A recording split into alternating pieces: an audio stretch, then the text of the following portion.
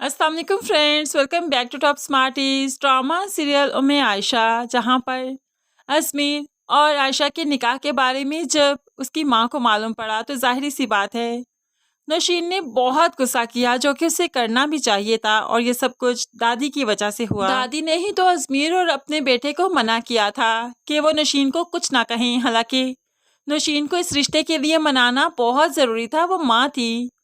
लेकिन अब सब कुछ सफ़र करेंगे अजमीर और आयशा तो ज़्यादा सफ़र करेगी क्योंकि औरत है। और नौशीन तो ज़िद में आकर अजमीर की दूसरी शादी करवाना चाहेगी। तो ऐसे में आयशा पर तो बहुत बड़ी आजमाइश आन पड़ी है।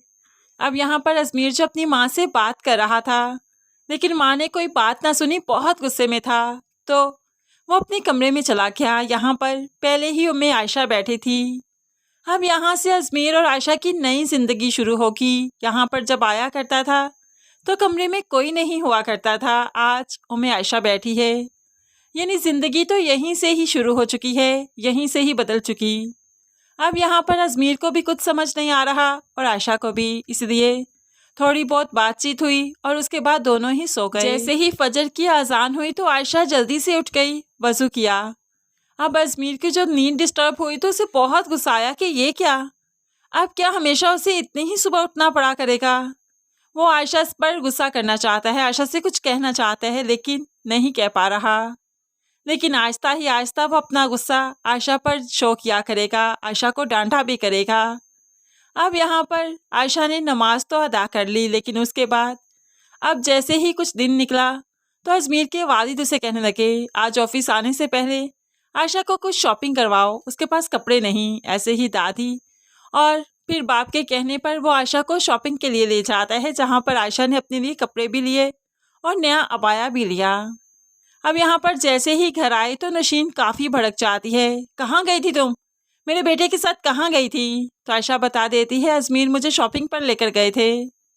अब तो नौशीन को बहुत गुस्सा आया, और तुमने ब्रांडेड कपड़े ले लिए, जानती हो ना तुम संडे बाजार जाया करती थी, औकात भूल गई अपनी। तो आयशा बताने लगी, मैं तो बाजार जाया ही नहीं करती थी, जो कुछ अम्मी ला दिया करती थी मैं पहन लिया करती थी, लेकिन अजमीर ने मुझे कहा तो मैं इनकार नहीं कर पाई, इसलिए उनके साथ चली गई। वो जहाँ लेकर गए वहीं गई, मैंने कोई अपनी फरमाइश जाहिर नहीं की। ये कहते हुए आयशा कमरे में चली गई और उसके बाद अजमीर, जो कि गाड़ी पार्क करने के बाद आया, और वो भी सीधा कमरे में चला गया। ये चीज़ नौशीन ने बहुत नोट की, उसे अच्छा नहीं लगा। ऐसे में उसे लगा कि वो अपने बेटे से बहुत दूर जा रही है, गुस्से की आड़ में कहीं उसका बेटा उससे बहुत दूर ना चला जाए, इसलिए तो वो खुद को कुछ बदलना चाहती है। अब यहाँ पर अजमीर जब ऑफिस आया तो अपने बाप से कहने लगा, पता नहीं मैंने नेकी की है कि क्या किया, मेरी माँ ही मुझसे नाराज़ है, बात ही नहीं कर रही। तो बाप कहने लगा, तुमने नेकी की है और देखना नौशीन कुछ ही दिनों में बिल्कुल ठीक हो जाएगी। तुम्हें इसे बोझ नहीं समझना चाहिए, इस रिश्ते को खुश उसलूबी से निभाओ बेटा। आयशा तुम्हारे लिए अब इस घर में है, अब तुम्हें उसे वक्त देना होगा।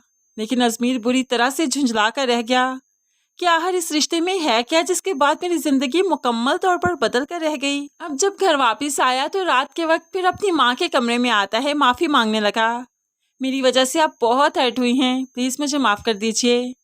लेकिन माँ ने भी जो ठान रखा है कि बेटे से ज़रा नरमी से पेश आएगी, इसलिए अब ज़्यादा गुस्सा भी नहीं करेगी। तो बेटा कहने लगा, देखिए मैंने दादी और अब्बू की बात मानी ना, ऐसे में मेरा क्या कसूर है।